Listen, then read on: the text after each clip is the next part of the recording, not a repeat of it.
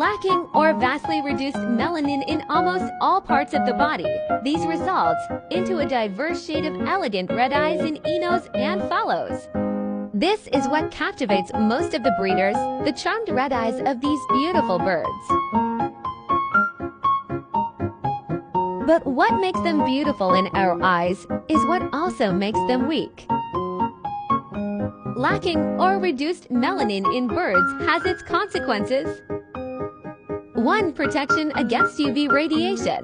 Melanization being considered the main physiological response of animals and microorganisms against the damaging effects of UV. 2. Protection against mechanical damage.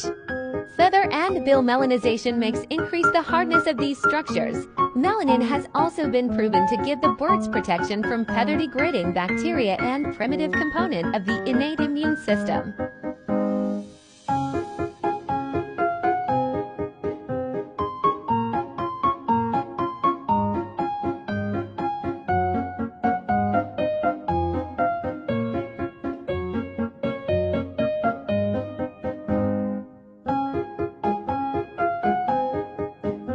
Red-eye birds are indeed beautiful in our eyes, but sad to say, the overall health of the birds were compromised.